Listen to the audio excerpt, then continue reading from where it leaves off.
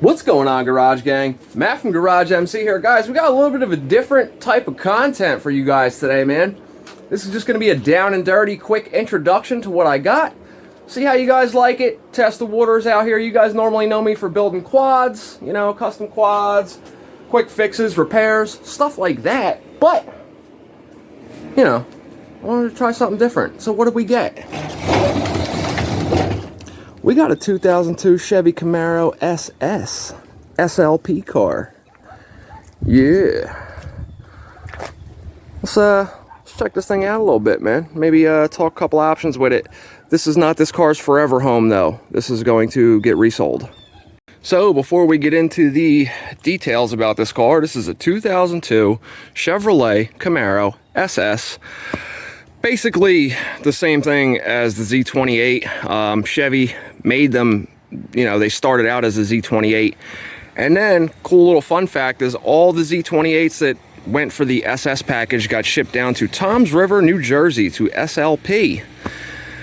Not too far from where I live here in New Jersey, and they got the SS package treatment done to them, including the different front grille that says SS, the SS badges, the hood, 35th anniversary style wheels. I think they came in like, well, obviously this color, and then there was a chrome set, and then there were some where just the face was silver and the inner parts were black.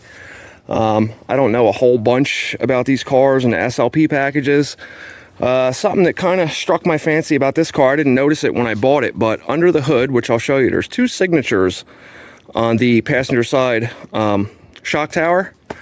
I'll show that to you guys. Maybe you guys can maybe give me some information about that. Some of these SLP cars came with a center exhaust. This one did not. It has a Gibson exhaust on it. They also came with this raised up spoiler.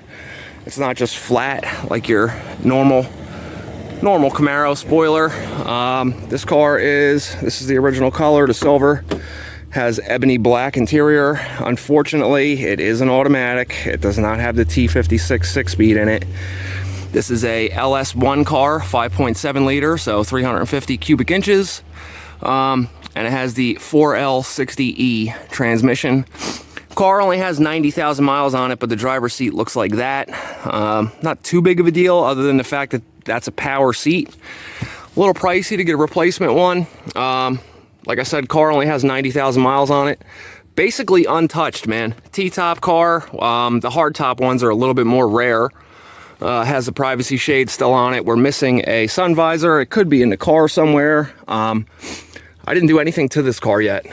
We got it running, drove it up onto an equipment trailer, like you've seen in the thumbnail, and brought it home, and then fought it off of the equipment trailer because it's way too low for an equipment trailer. So me and Tim had to get a little ingenuitive to get this thing off and onto the driveway.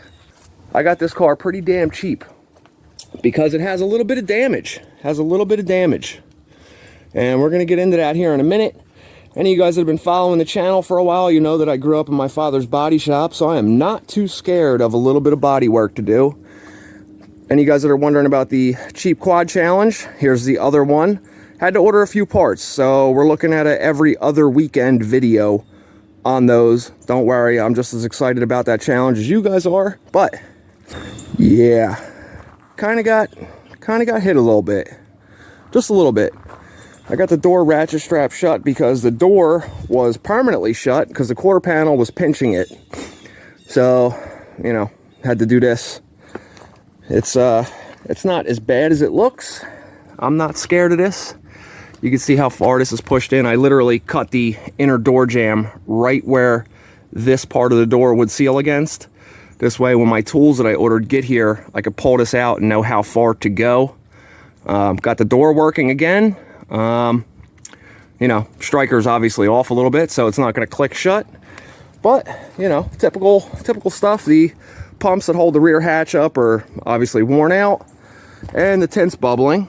I have the battery unhooked right now. Let me go ahead and get the tripod out, get the battery hooked up. I had to go buy a new battery for it, so basically, you know, I'm in, as far as parts so far, I'm into this. I bought a, you know, $100 battery for it. The one that was in it was still good, needed to be charged, but, you know, I don't want to go back and forth worrying about always having a battery charged and whatnot.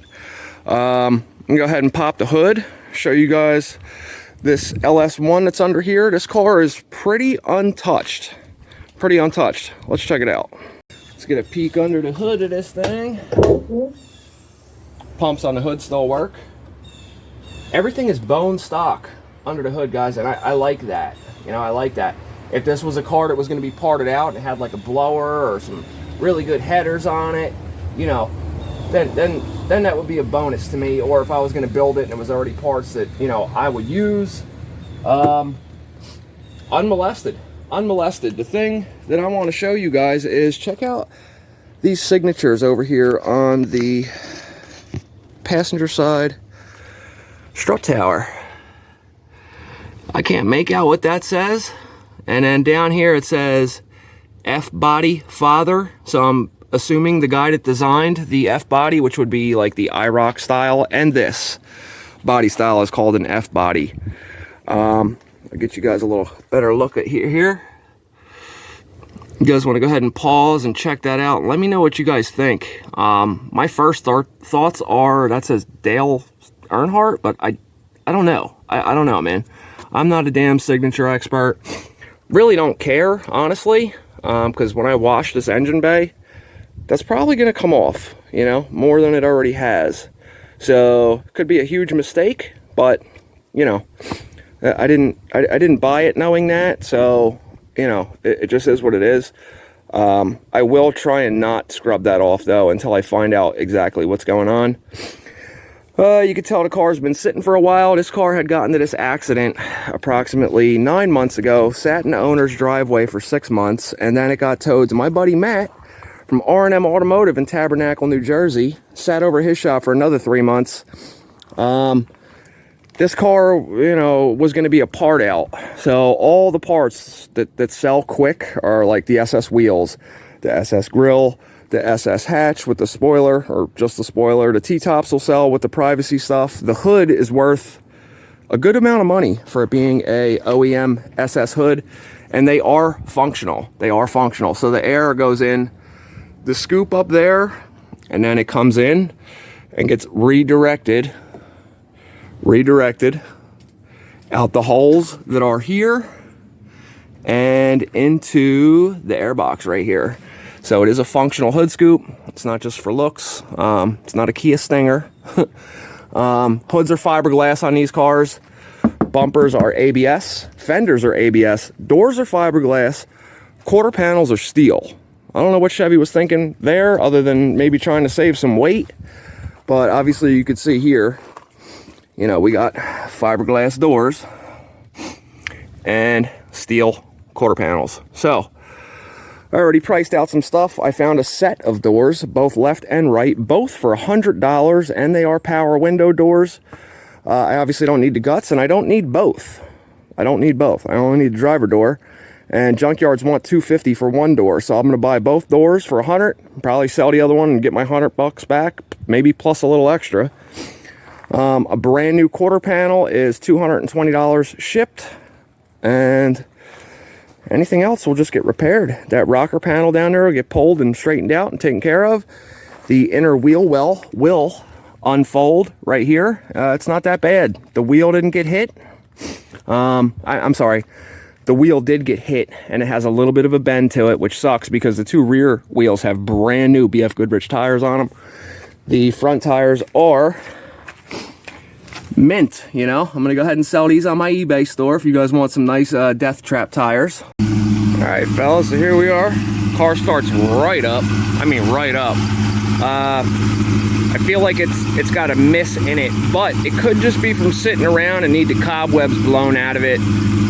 Any of you guys that know what I'm saying, drop a comment and you know, let me know if you agree with what I mean. Sometimes when things sit around, you know, they need to have the snot beat out of them, you know, for a minute or two. You know what I mean?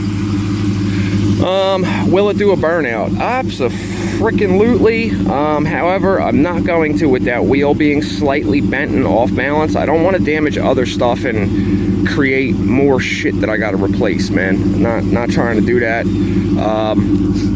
My YouTube channel ain't large, guys. I don't really make money on this stuff. This whole YouTube adventure thing is costing me a lot of money to keep content coming to you guys. So you could throw me a like, man. If you haven't yet, smash the subscribe button, and you might want to jump on the members only private live stream members button. Yeah, it's 99 cents a month. We'll be doing live streams. It's gonna be a lot of little stuff, like it could be every day, it's definitely gonna be at least once or twice a week, but we could be doing live streams every day with stuff that, you know, you guys, you know, I won't normally film. I'll just go live and do it with you, but it'll be for members only. It's like, what's that, 3 cents a day, you know? For just 3 cents a day, you can provide GarageMC with clean water and you guys remember those commercials. But anyway, let's get back to talking about the Camaro. So, dashboard's got one little crack in it. These are known for cracking up here. Very common thing for these, you know, this generation of Camaro.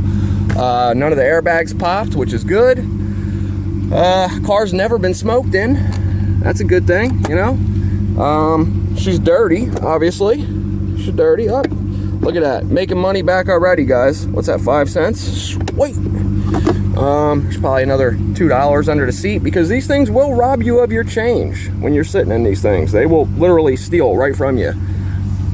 Door panels are clean, you know, as clean as they could be for 22, 23 years old.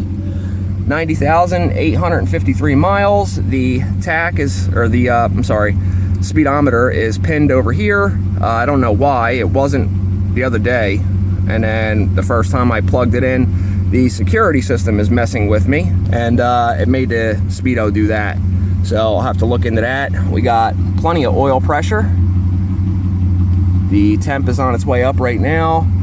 Alternator is working, and the fuel gauge is pinned as well. I don't know why it's doing that, but these are the type of things that I like to get into, because stuff like that I don't know about, guess what? I'm gonna learn about. So, you know, we don't take stuff to other people to have it fixed. We do what we got to do over here. But you know, back seats are dirty, but obviously never been sat in before, because I don't know anybody that fits, you know, their legs in there. So maybe for a 4-year-old or something.